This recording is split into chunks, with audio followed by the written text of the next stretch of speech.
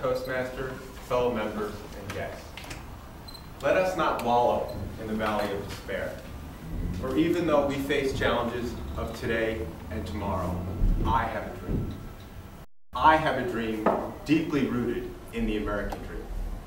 I have a dream that this nation will rise up and live out the true meaning of its creed. We hold these truths to be self-evident, that all men are created equal. Dr. Martin Luther King delivered his inspirational I Have a Dream speech on the steps of the Lincoln Memorial, August 28, 1963, in front of a crowd to inspire them to pass the Civil Rights Bill. I believe Dr. King's message rings true today. In my speech, I will be discussing how my dream of small businesses to rise up against the inequalities established by our government and the current state of our economy, to live out my dream of returning small businesses to be the lifeblood of America. In my speech, I'll be highlighting three main areas to discuss this point. I'll be talking about some points of the federal bailout plan. I'll talk about tax consequences of small business owners. And then I'll discuss the core desire of small business owners, which is really to get one more customer to feed their family. Times are tough right now for a lot of people. And just like the tired Rosa Parks at the age of 42, who decided that she was too tired to move to the back of the bus one more time, people out there are really struggling. Our unemployment rate is over 10.5%. What that means to me is that at least one out of every 10 people is struggling to put food on the table to feed our families. Simply doing the right things aren't good enough anymore to get by. Paying our taxes, willing to work hard, just won't cut it. Of the $700 billion that were given out by the government as part of our federal bailout plan, how much went to your pocket? How much went to Joe's Flower Shop and Susie's Bakery? Well, I'm not sure. But what I do know is that the website ProRepublica states our large financial institutions received quite a bit of money. Goldman Sachs received $10 billion. Wells Fargo, $25 billion. And Bank of America, over $45 billion. What does this mean to small businesses operating on main streets from Blue Bell, Pennsylvania, to right here in El Cajon, California? I'm not sure. But when I first heard these numbers, I was a little upset. But then I decided to do something about it. I have a dream that small businesses will not be stopped by the inequalities of our government.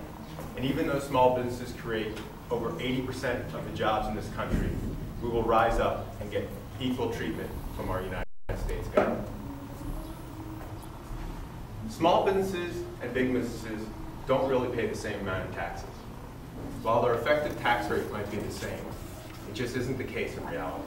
You see, most small businesses are organized as a limited liability corporation or an S corporation, where big businesses are formed under a C corporation.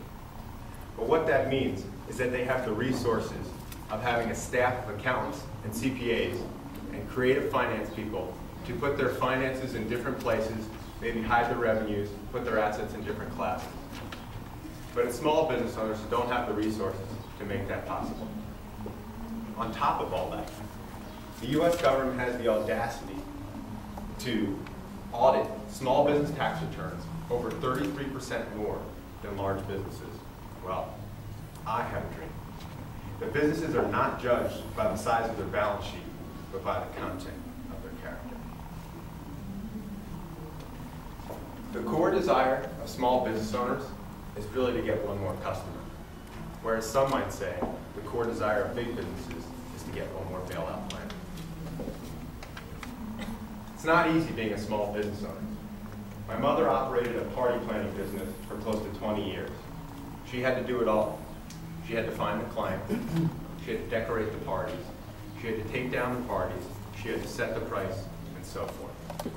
Big businesses have the luxury of having a department to do each thing, whereas small business owners really aren't afforded that possibility.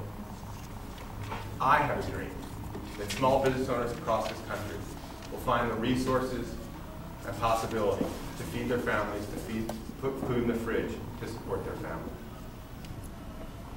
As you can see, I have just laid out my dream of having small business owners return our economy to the power that it once was.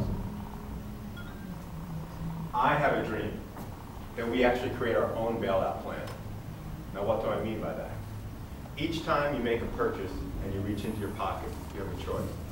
Do you support a big business, or maybe you become a check on their financial statements, or you just support a small business, or possibly it goes to food, to fill the fridge, to feed a family. I'll leave you with this. When Dr. King delivered his inspirational I Have a Dream speech, he created the possibility that was the greatest expression of freedom in our nation's history. I believe we sit on the doorstep of the same opportunity.